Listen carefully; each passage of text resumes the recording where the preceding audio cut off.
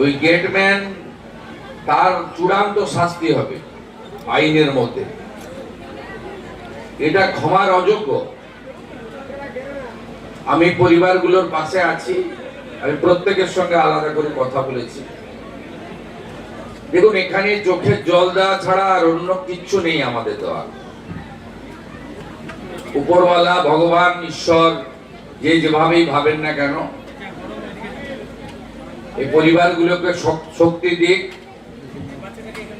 তারা যাতে এই শোক কাটিয়ে উঠতে পারে। এবং পরিবারগুলো প্রত্যেকে, আমি দেখুন প্রচারের জন্য আমি করি না কাজ। আমি যে অর্থ দিয়েছি সরকারি অর্থ, আমার অর্থ নয়।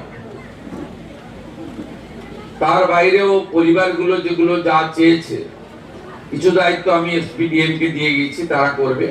আর দুটো একটা দায়িত্ব আছে আমার, আমি সেটা করব। আপনাদের সকলকে বলবো, গ্রামবাসীদের এই পরিবারগুলোর প্রতি লক্ষ্য নজর রাখবেন। এবং 3টি পরিবার, একজন তো সৌদিতে থাকে আর দুজন তো দেখলাম পরিযায়ী শ্রমিক বাইরে থাকেন, তারা ফিরে এসেছেন ট্রেনে।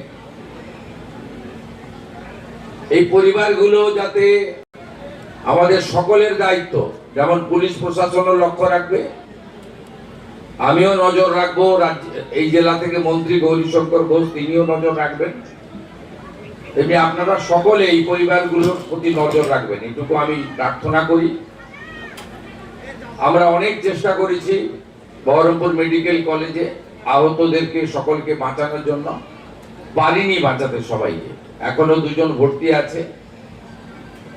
আমি এখান থেকে গিয়ে সেই 2জনের সঙ্গেও দেখা করব।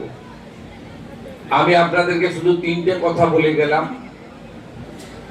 পরিবারগুলোর পাশে পশ্চিমবঙ্গ সরকারের ক্ষুদ্র প্রয়াস, পাশে দাঁড়ালাম।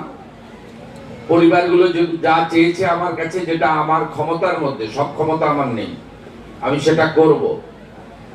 15 দিনের মধ্যে আমি পুলিশকে স্পষ্ট নির্দেশ দিয়ে যাচ্ছি,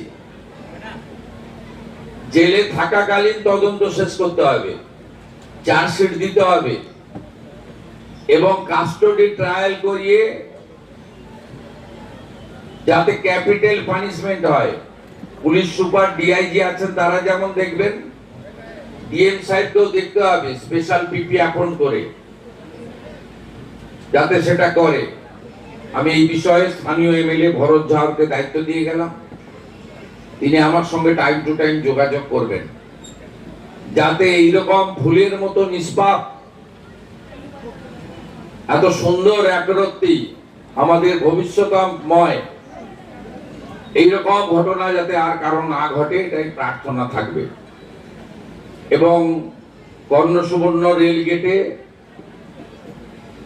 যাতে আরো সুরক্ষা বৃদ্ধি হয়, ডিএম সাহেব রেলের সঙ্গে কথা বলবেন। তার জন্য আমার লেভেলে যদি কিছু কথা বলতে হয় রেলমন্ত্রীর সঙ্গে, সেটাও আমি করব। আমার আর কিচ্ছু বলার নেই, চোখের জল ছাড়া আপনাদের জন্য আমার দেওয়ার কিচ্ছু নেই।